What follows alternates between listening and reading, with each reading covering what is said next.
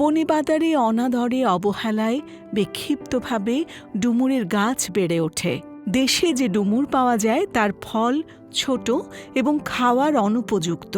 দেশি ডুমুর সাধারণত পাকা অবস্থায় খাওয়া হয় না, খেতে একটু কষা, কিন্তু রান্না করলে ডুমুরের তরকারি মন্দ লাগে না। Carbohydrate, sugar, fat, protein, thymine, riboflavin, calcium, iron ছাড়াও বিভিন্ন পুষ্টিগুণে ভরপুর এই ডুমুর। পুষ্টিগুণের পাশাপাশি ডুমুরের অনেক ঔষধি গুণও রয়েছে। বিভিন্ন রোগের চিকিৎসায় ডুমুরের পাতা, কাঁচা ও পাকা ফল, নির্যাস, বাকল, মূল প্রভৃতি ব্যবহৃত হয়ে আসছে। ডুমুর গাছ কেউ লাগায় না, এটি প্রাকৃতিকভাবে জন্মায়। বনাঞ্চলে ডুমুর গাছের উপস্থিতি জীববৈচিত্র্য রক্ষায় ভূমিকা রাখে। বন্যপ্রাণীর খাবার যোগান দেয় এই গাছ। উচ্চমানের ভেষজ গুণসম্পন্ন এই বন ডুমুর সংরক্ষণে সবাইকে সচেতন হতে হবে।